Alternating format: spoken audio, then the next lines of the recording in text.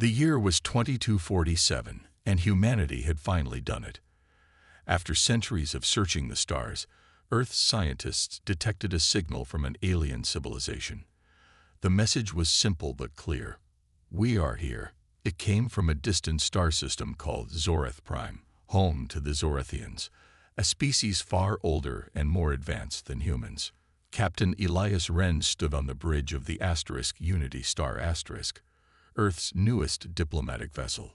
He was a tall man with sharp features, dark hair streaked with gray, and eyes that always seemed to be calculating something. Known for his calm demeanor under pressure, Elias had been chosen to lead this historic mission. But even he couldn't shake the nervous energy buzzing inside him as they approached Zorethian space. "Captain," said Lieutenant Maravos, the ship's communications officer, breaking the silence. "They've acknowledged our arrival. Their High Sovereign requests immediate boarding." Elias nodded, though his stomach churned. "Understood. Prepare the shuttle." Minutes later, Elias stepped onto the sleek silver platform of the Zorethian flagship. The air smelled faintly metallic, and the walls shimmered like liquid glass. A group of aliens awaited him. Tall, slender beings with pale blue skin and luminous golden eyes. They moved with precision, their every gesture deliberate and controlled. At the center stood Princess Valithra, daughter of the High Sovereign. Unlike her stoic companions, she radiated curiosity. Her long white hair cascaded down her back, and her lips curled into a faint smile as she studied Elias. She wore robes adorned with intricate patterns that glowed softly, shifting colors like sunlight on water. "Greetings, human," she said in flawless English, her voice melodic yet firm. "I am Princess Valithra. You may speak freely." Elias bowed slightly. "Your Highness, it is an honor. I am Captain Elias Wren, representing Earth. We come seeking peace and understanding between our peoples." Valithra tilted her head, studying him closely. "Understanding," she repeated. "Tell me, Captain, how does your species ensure the survival of its genetic line? Surely you have systems in place to maintain strength and intelligence." Elias blinked, caught off guard by the question. "Well, we don't exactly plan it out. Humans reproduce naturally, through relationships built on love, trust, and mutual respect." Valithra stared at him, her golden eyes widening in disbelief. "Love," she echoed, her tone incredulous. "You rely on emotion, a fleeting, irrational impulse, to determine breeding pairs. That cannot possibly sustain your population." Elias chuckled nervously. "It sounds chaotic, I know, but it works for us. Love brings people together, and from there, life happens." "Your asterisk lies asterisk," Valithra snapped, her composure slipping for the first time. "Such disorder would lead only to weakness and extinction. Explain yourself further, or I will dismiss this entire meeting as nonsense." Her word hung heavy in the air, and Elias felt the weight of humanity resting on his shoulders. If he couldn't convince her, the fragile hope of alliance might crumble before it even began. Taking a deep breath, he leaned forward. "Your Highness," he said firmly, "I understand why you find it hard to believe. But sometimes chaos creates beauty. Our imperfections make us stronger, not weaker. Let me show you what I mean." For a moment, Valithra hesitated. Then her curiosity got the better of her. "Very well," she said coolly. "Prove it. But know this, if you fail, my judgment will be swift." As the two locked gazes, neither realized how much this encounter would change them, and their worlds, forever. The air in the Zorethian conference chamber was tense, crackling with unspoken challenges. Princess Valithra leaned back in her seat, her golden eyes narrowed as she studied Captain Elias Wren. Her slender fingers tapped rhythmically on the armrest of her chair, a sign of impatience, or perhaps intrigue. "You claim your species thrives without structure," she said, her voice sharp but laced with skepticism. "Yet chaos breeds inefficiency. How can your methods possibly compare to ours?" Elias stood calmly at the center of the room, his hands clasped behind his back.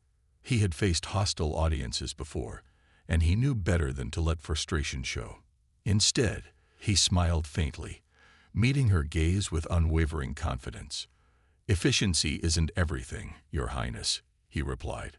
"Sometimes, the best outcomes come from unpredictability. Humans adapt because we embrace change, not just genetically, but culturally and emotionally."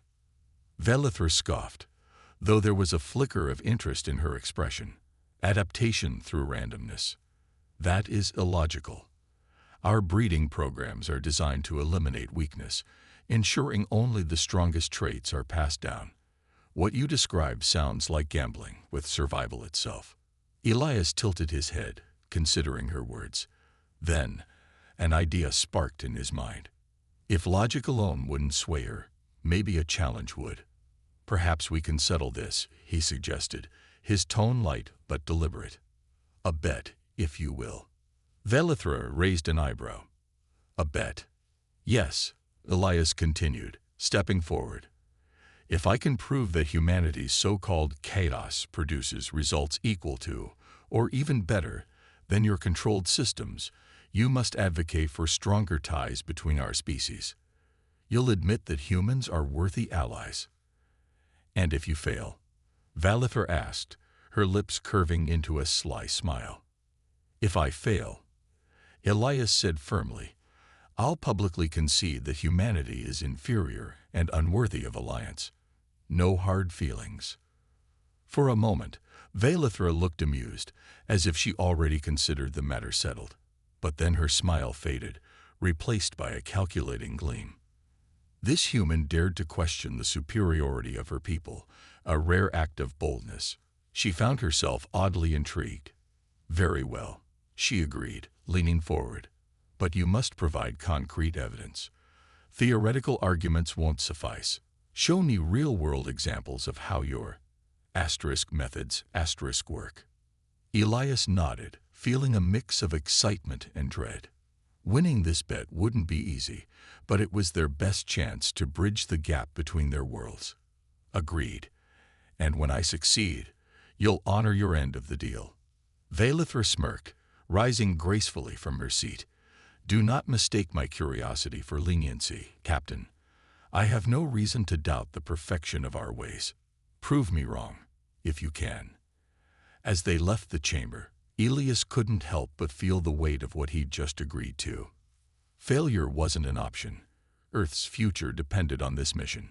Still, the glimmer of doubt in Velithra's eyes gave him hope. Perhaps she wasn't as convinced of her own beliefs as she pretended to be. Back aboard the Unity Star *, Elias briefed his crew on the situation. Lieutenant Mara Voss listened intently, her brow furrowed with concern. "Sir, this is risky," she warned. "The Zorethians value precision above all else. Convincing them otherwise won't be easy." "I know," Elias admitted, staring out the viewport at the shimmering alien flagship. "But sometimes risks lead to the greatest rewards. We need to show them that humanity's strength lies in its diversity and its heart." Mara hesitated, then nodded. "Understood, Captain. Let's do this." Over the next few hours, Elias and his team devised a plan.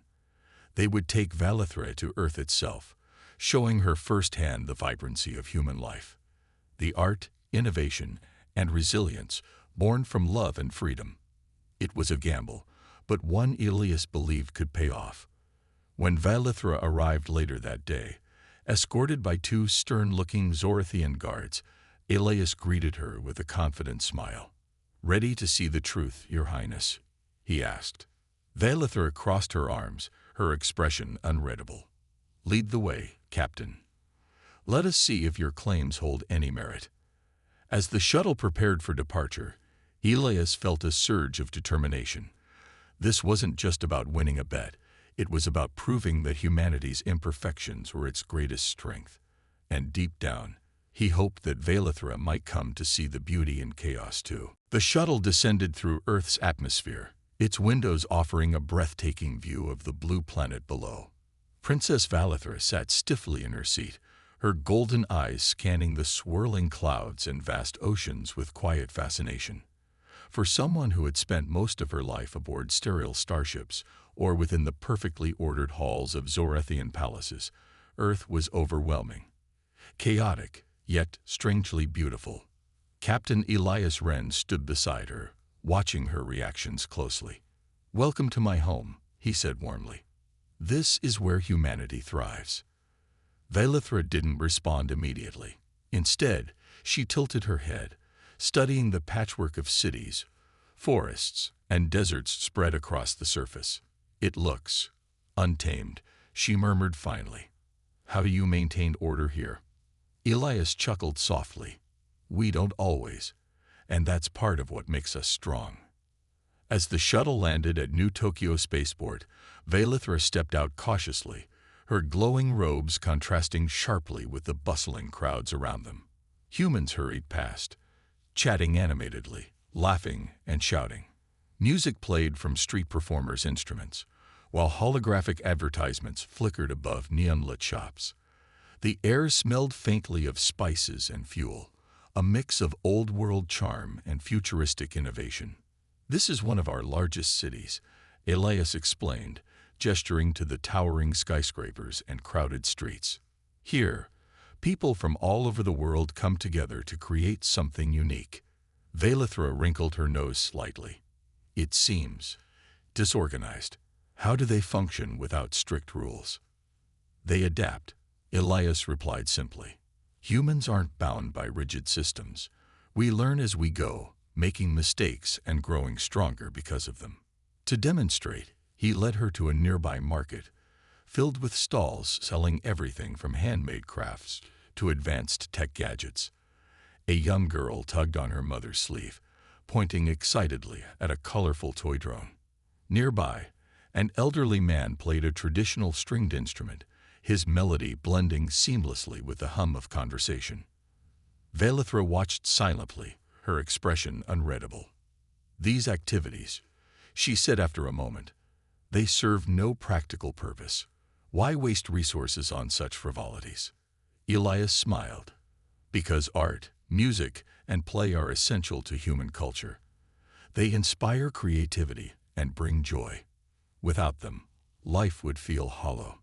Still unconvinced, Velithra followed him to another destination, a rural farming community nestled in rolling green hills.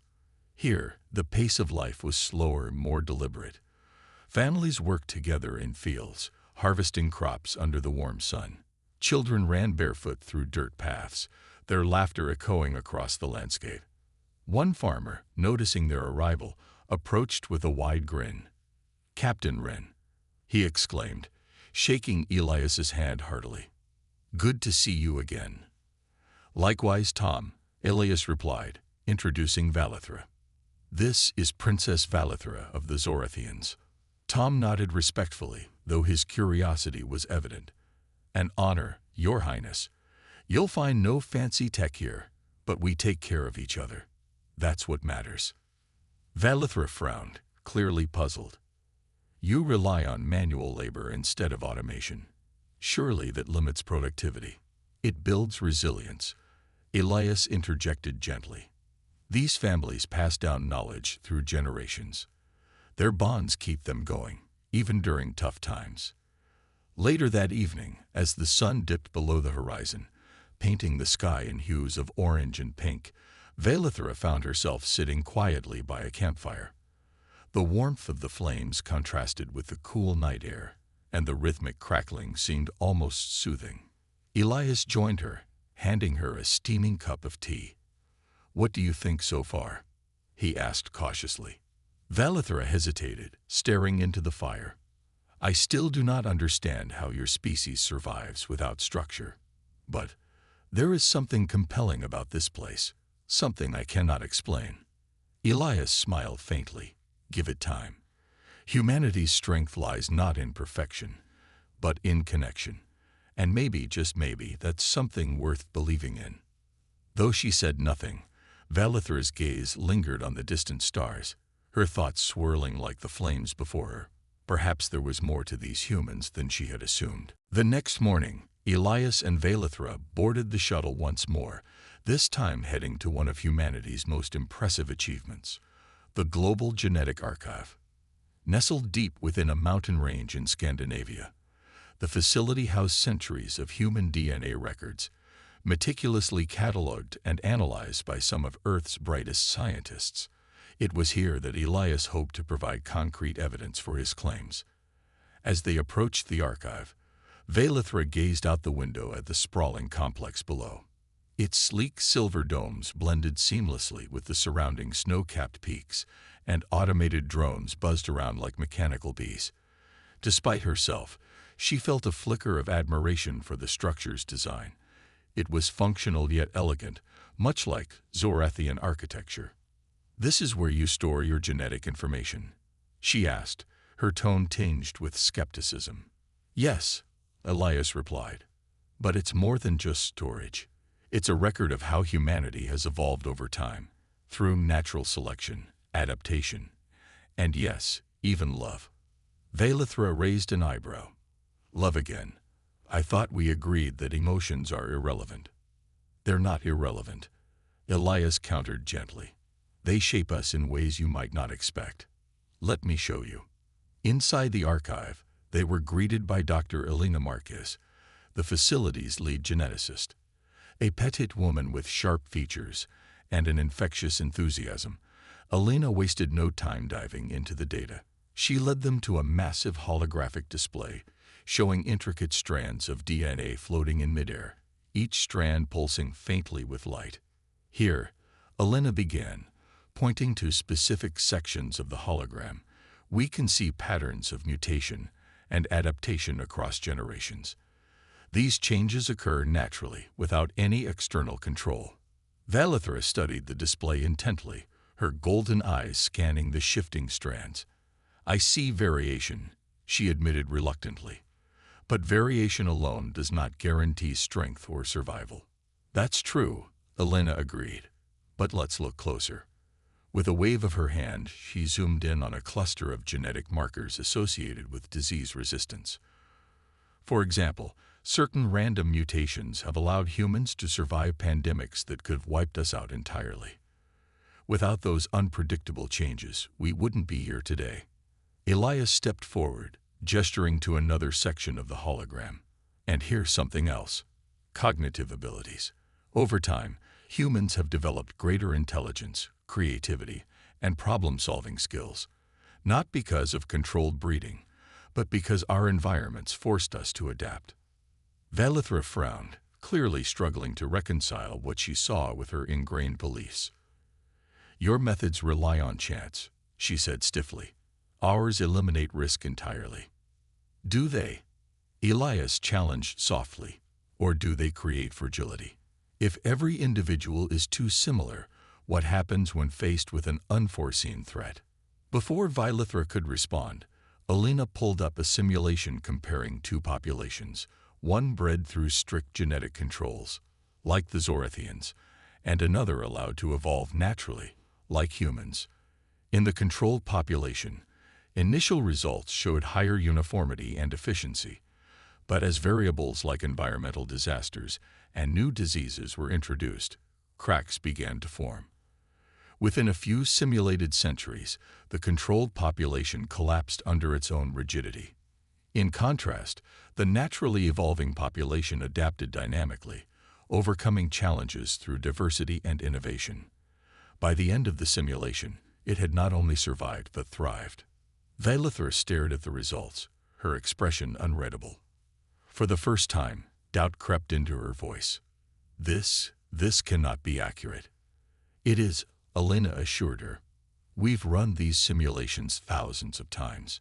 Diversity gives life resilience. Perfection isn't always perfect." Elias placed a reassuring hand on her shoulder. "You wanted proof, Your Highness. Here it is. Humanity's chaos isn't weakness, it's strength." Valithra didn't answer right away. Instead, she turned away, walking slowly toward a nearby observation deck. Through the glass walls, she could see rolling hills blanketed in snow, untouched and wild. Her mind raced with conflicting thoughts. Everything she'd been taught told her that order equaled superiority, yet the evidence before her suggested otherwise. As Elias joined her, he spoke quietly. Sometimes the things we fear the most, the unknown, the unpredictable, are what make us truly alive. Though she remained silent, Valithra's clenched fists relaxed slightly. Perhaps there was more to learn from these humans than she had anticipated. The next day, Elias decided to take Valithra to meet someone who embodied the resilience and adaptability of humanity, a living testament to what made humans unique. They traveled to a bustling research facility in Neo Mumbai, where Dr. Amara Lin, one of Earth's most celebrated astrophysicists, was conducting groundbreaking experiments on sustainable interstellar travel. As they entered the lab, Amara looked up from her work, her dark eyes lighting up with curiosity. She was a petite woman with short-cropped hair streaked with silver, wearing a simple white coat smeared with grease and ink stains. Her hands moved quickly as she adjusted a holographic display showing schematics of advanced propulsion systems. "Captain Wren," Amara greeted warmly, shaking his hand before turning to Valithra. "And this must be our honored guest." "This is Princess Valithra of the Zorethians," Elias introduced. "She's skeptical about humanity's methods." Valithra arched an eyebrow, but said nothing. Amara smiled knowingly, unfazed by the alien princess's icy demeanor. "I see. Well, perhaps I can offer some perspective." Elias gestured for Amara to continue. "Dr. Lin has accomplished incredible things despite challenges that would have stopped most people. Maybe hearing her story will help clarify how humanity thrives." Amara nodded and began speaking, her voice calm but filled with conviction. "I was born prematurely, weighing less than 2 kilograms. My parents were poor farmers who barely had enough to feed themselves, let alone care for a sickly child. Doctors told them I wouldn't survive the first year." Valithra's golden eyes widened slightly. "Yet you stand here now. How?" Amara chuckled softly. "That's the thing about humans. We don't give up easily. When resources were scarce, my community rallied together. Neighbors donated food, doctors volunteered their time, and teachers gave me extra lessons when I fell behind in school. Every step of the way, someone believed in me, even when I didn't believe in myself." She paused, pointing to a scar on her wrist. "When I was 12, I contracted a rare illness. Again, survival seemed unlikely. But scientists had developed treatments based on earlier discoveries. Discoveries made possible because generations before me embraced imperfection and learned from failure." Valithra frowned. "You attribute your success to randomness, to chance encounters and accidents." "Not just chance," Amara replied firmly. "To love, determination, and the willingness to try new things. Humanity doesn't wait for perfection. We build it through trial and error. We fail often, but every failure teaches us something valuable." Elias watched Valithra closely as Amara spoke. For the first time, the princess seemed genuinely moved. Her rigid posture softened, and her glowing robes shimmered faintly as if reflecting her inner turmoil. "But surely," Valithra said hesitantly, "such reliance on emotion leads to inefficiency. Your species cannot sustain itself indefinitely without structure." "That's where you're wrong," Amara countered gently. "Our structure comes from relationships, from families, friends, and communities working together. Love isn't irrational. It's the foundation of everything we do. It drives us to protect each other, innovate, and persevere." Valithra turned away, staring out the window at the sprawling cityscape below. The vibrant chaos of Neo Mumbai stretched endlessly, alive with color, sound, and movement. For all its disorder, there was undeniable energy, a sense of purpose that defied explanation. Elias stepped closer, his voice low but earnest. "Your Highness, humanity isn't perfect. We stumble, we argue, we make mistakes, but those flaws are what make us strong. They force us to grow, to adapt, to become better versions of ourselves." For several moments, Valithra remained silent, lost in thought. Finally, she turned back to face them, her expression guarded but thoughtful. Perhaps there is merit in your argument, but individual stories do not represent entire populations. I require further proof. Though her words sounded dismissive, Elias noticed a flicker of uncertainty in her gaze. He exchanged a glance with Amara, who offered him a subtle nod of encouragement. This wasn't the end. It was progress. As they prepared to leave the lab, Valithra lingered by the door, her fingers brushing against the smooth metal frame. "Take me somewhere else," she said quietly. "Show me more." Elias smiled faintly, feeling a renewed surge of hope. "Of course, Your Highness. There's still much to see." And so, the journey continued, each step bringing Valithra closer to understanding, and perhaps even believing, that humanity's greatest strength lay not in perfection, but in its beautifully flawed heart. Back aboard the Zorathian flagship, Valithra paced restlessly in her private chambers. Her mind churned with conflicting thoughts. Amara's story had struck a chord deep within her, but centuries of ingrained beliefs about genetic perfection still held firm. She needed something concrete, undeniable proof that humanity's chaotic methods could rival, or even surpass, the precision of Zorathian breeding programs. Elias noticed her unease when they reconvened later that evening. "Still not convinced?" he asked, his tone light but probing. Valithra stopped pacing and turned to face him, her golden eyes gleaming with determination.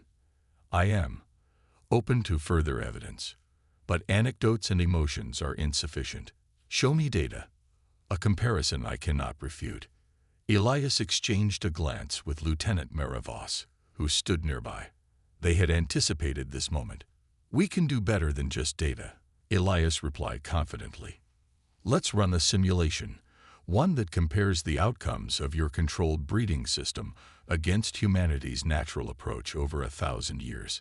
Valithra raised an eyebrow, intrigued but skeptical. "A simulation? How accurate would it be?" "It will account for variables like disease outbreaks, resource scarcity, technological advancements, and unforeseen crises," Mara explained, pulling up a holographic interface on the wall. "We'll use algorithms based on real-world trends and historical patterns from both species." Valithra considered this for a moment before nodding curtly. "Proceed. But know this, if your claims prove false, I will consider our agreement nullified." With that, the team set to work. Using advanced computing systems borrowed from the Zorathians themselves, they programmed two models, one representing the rigid structure of Zorathian society, and another simulating humanity's organic evolution through love, chance, and adaptation. As the simulation began, a large holographic display filled the chamber, showing timelines unfolding side by side. At first, the Zorathian model outpaced humanity's in almost every metric. Health, intelligence, and productivity soared under their controlled breeding program. Meanwhile, humanity's timeline showed fluctuations, with periods of struggle followed by bursts of innovation. But as centuries passed in the simulation, cracks began to appear in the Zorathian model. Their genetic uniformity left them vulnerable to new diseases and environmental changes. When faced with unforeseen challenges, their rigid structure collapsed under its own weight, leading to stagnation and eventual extinction. In contrast, humanity's timeline thrived despite adversity. Random mutations allowed populations to adapt to new threats, while cultural diversity fostered creativity and resilience. Even during dark times, humans found ways to rebuild and evolve, driven by emotion, community, and sheer determination. Valithra watched in stunned silence as the results became clear.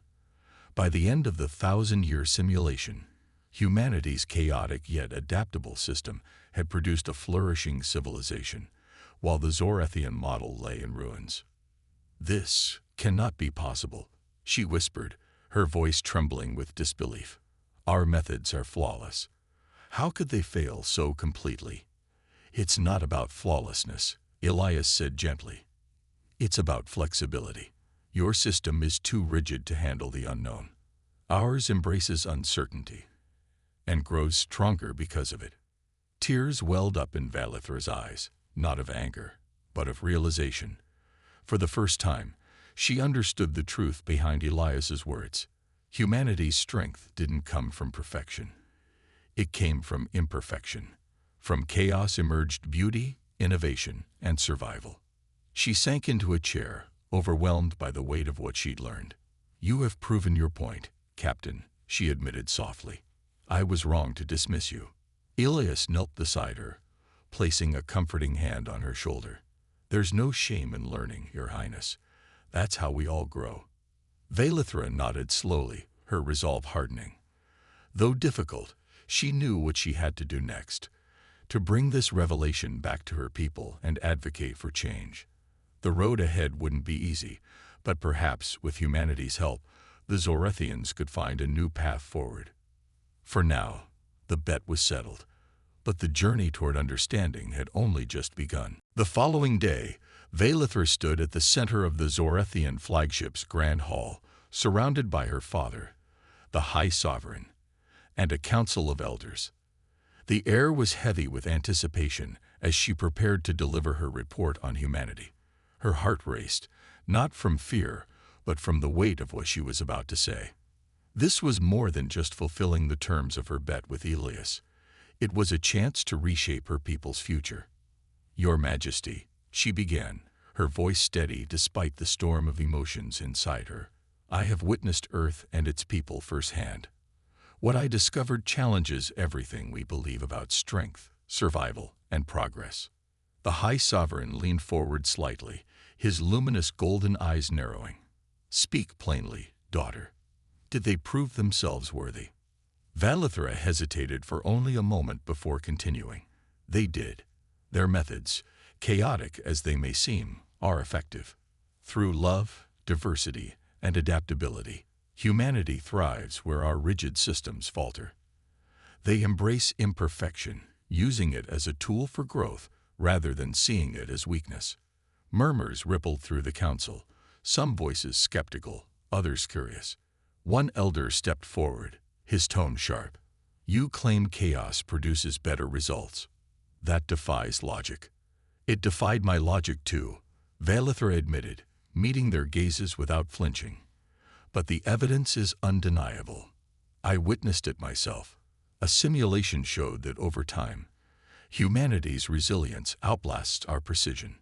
Their imperfections give them the ability to adapt to unforeseen challenges, while our uniformity leaves us vulnerable." She paused, letting her words sink in. Then, pulling up a holographic display, she replayed key moments from the simulation. Humanity overcoming pandemics, creating art and innovation, thriving amidst adversity. The council watched silently, their expressions shifting from disbelief to contemplation. When the presentation ended, the High Sovereign rose slowly, his robes shimmering like liquid light. "If what you say is true," he said gravely, "then we must consider whether our ways are truly superior or merely safe." Valithra nodded, relief washing over her. "Father, I propose we open dialogue with humanity, not as teachers or benefactors, but as equals. There is much we can learn from them, just as there is much we can share." The room fell silent as the council deliberated. Finally, the High Sovereign spoke again. "Very well. We will extend an invitation to Earth's leaders. Let us see if this alliance can bring prosperity to both our peoples." As the meeting concluded, Valithra returned to the docking bay, where Elias awaited her. He smiled warmly when he saw her approach. "How did it go?" "They've agreed to pursue diplomacy," she replied, a hint of triumph in her voice. "Though it won't be easy, I believe this marks the beginning of something extraordinary." Elias extended his hand. "Thank you, Your Highness. You've taken a bold step toward understanding. Humanity will honor your trust." Valithra shook his hand firmly, then surprised him by pulling out a small crystalline artifact. It glowed faintly, pulsing with soft colors. "This contains ancient Zorethian wisdom," she explained. "Consider it a gesture of goodwill, and a reminder that neither of our species has all the answers." Elias accepted the gift, his expression one of gratitude.